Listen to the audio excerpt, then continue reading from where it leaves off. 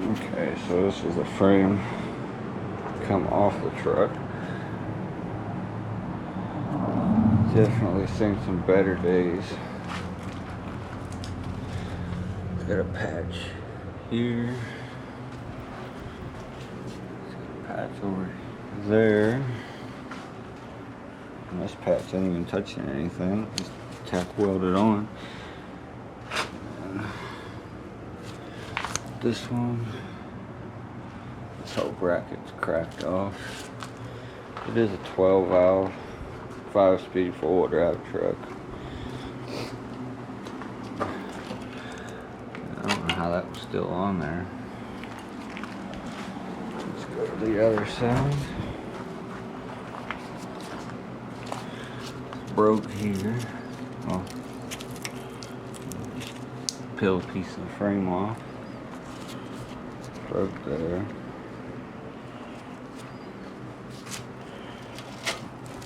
The cab wasn't here. There wasn't much left of the cab. There's a patch there. This whole thing is ate off. You probably can't see it. Yeah, there's a hole in the frame right there. Yeah, it is a 12 valve, 5-speed 4-wheel drive truck. And now I gotta. Oh, and this is broke. The rear strut mount broke off. Right, now I gotta strip the frame and put it all back together on a different frame with a few modifications and horsepower mods, and get everything paint matched, different color, and make it look good. But this is the frame, and the reason why we got that new frame over there. Oh, here's a hole right here. I didn't see that. Hole there. This whole thing is cracked off. I don't know how it's still on there. Probably one good bump and it probably would have fell off. But I'm gonna get to tearing it down.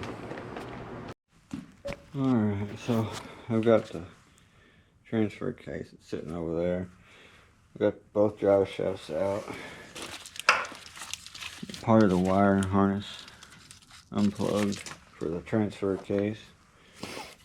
And I also got this brake line that was right here. I got it unhooked. I've also got both fuel lines unhooked, which I'm not going to be rerunning the fuel lines.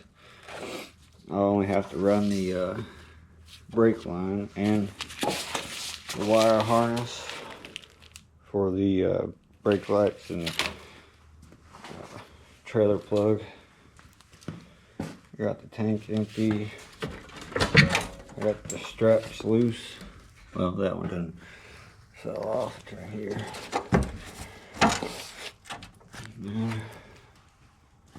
Just gotta drop the tank and then rerun the wire harness and the brake line that runs back here.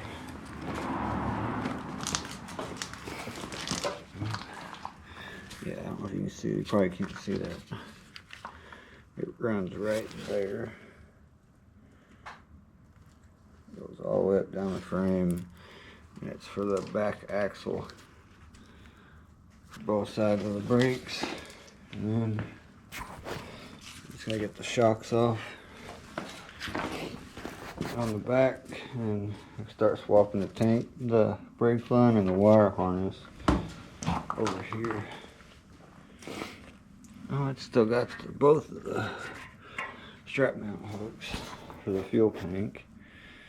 Fuel tank will go here. All the wires and stuff will go behind it. Just gotta make sure that I run the wires and stuff. But here's the other end of the fuel lines that would hook up to the pump. I threw the pump out. It ain't no good. all covered in rust. But I got all the radiator and bumper out of the way.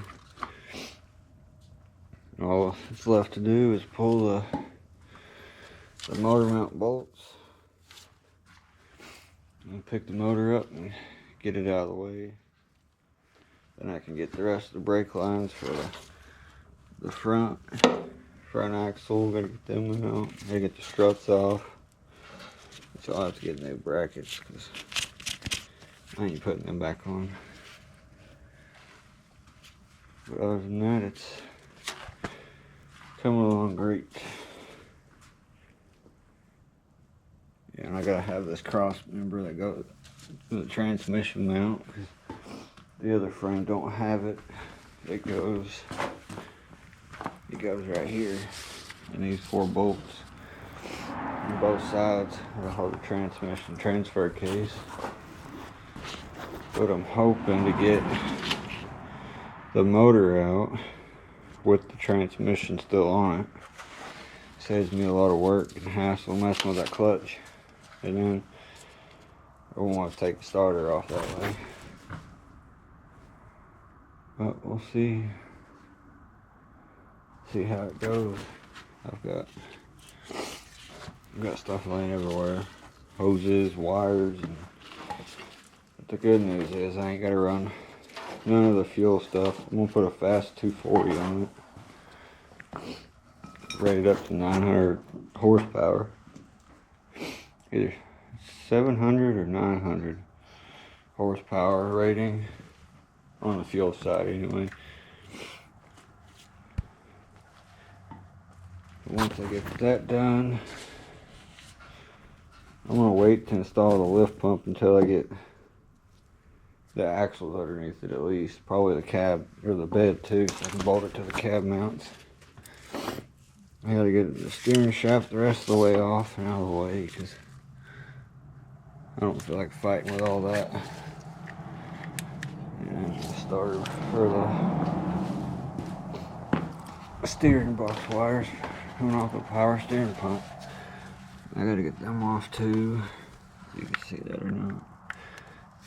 But it's these 2 wires, or these two lines. Got a soft line and a hard line. I have to come off.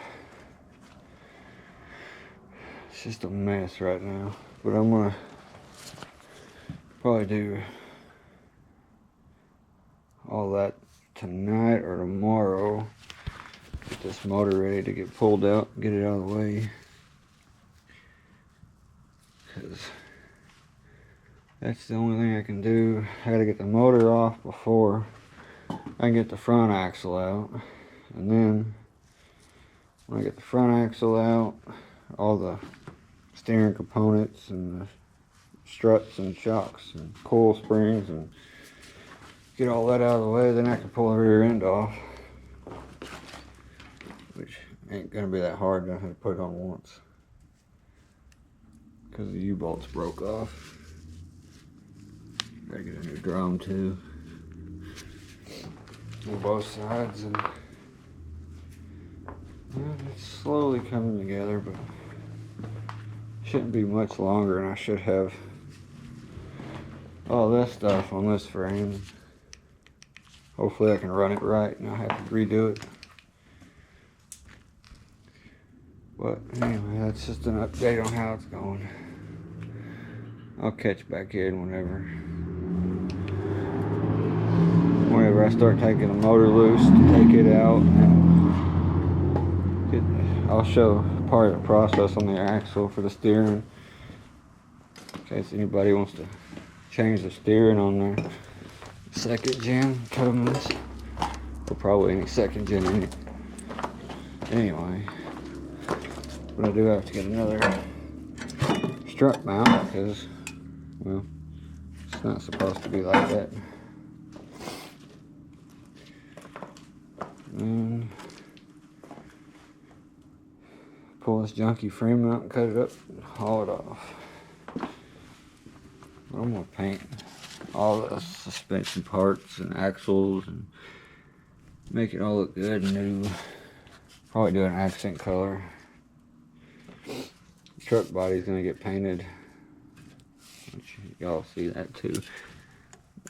I don't know what this canister is, but I don't even know if I can take that out. I gotta get the turbo off too. Won't be using it.